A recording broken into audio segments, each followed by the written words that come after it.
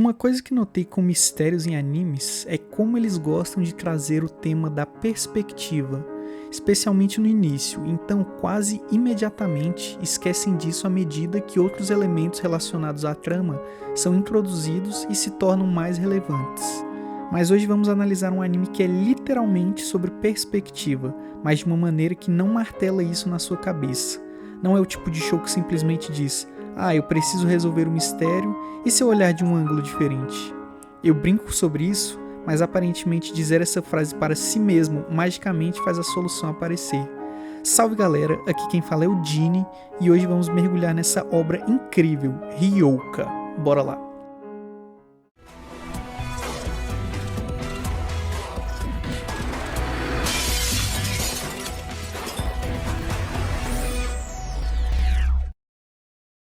Quando eu falei que Ryouka não martela a perspectiva na sua cabeça, eu quis dizer sobre o que está lá no começo, quando nosso personagem principal, Hotaru, descreve o ensino médio como pessoas querendo viver uma vida cor-de-rosa, cheia de diversão e alegria, enquanto ele próprio preferiria um mundo em tons de cinza. Sua mentalidade é que fazer coisas na vida requer muita energia, e em um esforço para conservar energia, se ele não precisar fazer algo, ele não fará. Infelizmente, ele tem uma habilidade surpreendente para entender o inexplicável, sendo capaz de mapear logicamente um raciocínio plausível para a maioria das situações. O único problema é que ele não tem a personalidade correta para querer usar essas habilidades por conta própria. Conhecemos então Titanda, o buraco negro de curiosidade com olhos de ametista brilhantes. Bem, Titanda é mostrada como sendo bastante inteligente nos livros e de uma família particularmente bem-sucedida, mas no mundo da praticidade, ela pode ser um pouco lerdinha, vamos dizer assim, mas é aqui que sua sede por explicações entra em cena. Ao longo do anime, para mover a trama de um episódio, o catalisador será, em última análise, a descoberta de Titanda ou ela sendo informada sobre uma parte de um mistério não resolvido, seja na escola ou em outro lugar. Querendo saber as respostas, ela imediatamente se volta para Hotaru, olhos brilhando, e diz o feitiço necessário para despertá-lo de seu estado letárgico. E ele cede, apenas para tirar ela de cima dele. Eles então entram em uma cena bem animada, descrevendo as características de quem ou que causou essa última coisa sobre o qual Titanda está curiosa, antes de eventualmente chegar em uma conclusão compreensível, como todos os bons mistérios fazem. Veja bem, essa é a questão. Alguém poderia afirmar que Ryouka é um show de mistério, mas alguém também poderia afirmar que Ryouka é um tradicional slice of life da Kyoto Animation. Eu penso que não é realmente nenhum dos dois. A história nunca contém qualquer conflito, nem nossos personagens têm qualquer interesse na situação. Eles agem puramente por curiosidade.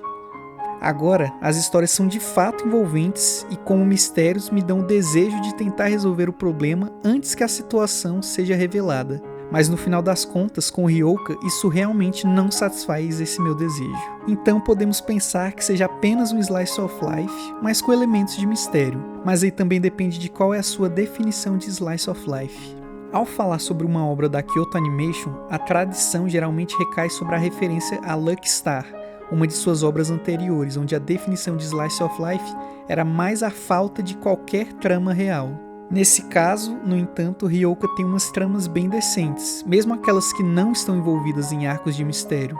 O show parece ser mais do tipo slice of life, que leva à definição de vida cotidiana, onde os personagens passam por situações com as quais o público pode se relacionar, os tipos de coisas que aconteceriam em suas próprias vidas. A única falha é que a combinação perfeita de tipos de personagens que existem no show é improvável de realmente aparecer na vida real de alguém. Por um tempo, eu quase senti que a série estava tentando ser menos um show de mistério e mais uma crítica a esse gênero.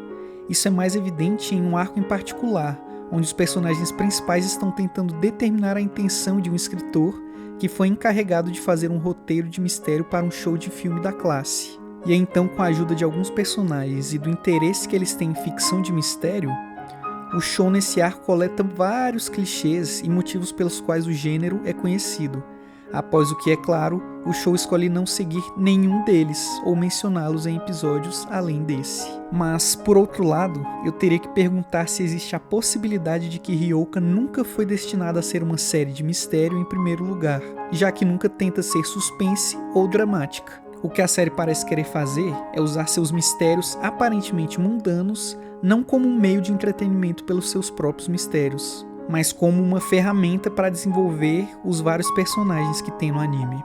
Uma coisa que é evidente ao longo de toda a trama do anime é que após cada arco, pelo menos um dos personagens sai da experiência mudado. Talvez eles tenham aprendido algo sobre o mundo que os mudou, ou talvez tenham aprendido algo sobre si mesmos que os fez olhar para a própria vida de um ângulo diferente.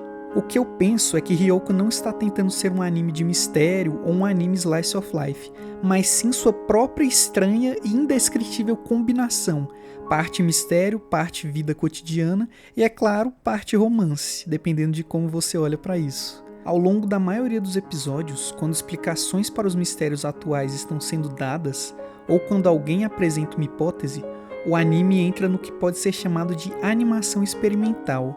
É aqui que o estilo difere, cada um dando uma visão única para o problema em questão. Claro, isso não é a única parte legal, mas quando não estamos no palácio mental de nenhum personagem em particular, o anime adora explorar ângulos e perspectivas diferentes do que eu tô acostumado a ver. Então temos esses momentos em que o anime tem tanta beleza que eu não consigo nem explicar com palavras. Um belo complemento para tudo isso são as orquestras, os solos de piano e a flauta que existem na trilha sonora do show. As pessoas vão assistir esse show e vão se interessar pelos mistérios, vão ficar pelos personagens e vão sair com a experiência única de que esse anime proporciona, provavelmente com uma visão diferente sobre ele do que qualquer outra pessoa. Tem tantas maneiras de olhar para Ryoka que é até engraçado, considerando que no fundo o show é sobre perspectiva. Você pode olhar para ele e reduzi-lo apenas a um anime de mistério com elementos de slice of life, mas eu acho que é muito mais do que isso. Se inscreve aí se gostou do vídeo, deixa o like maroto, comenta, valeu!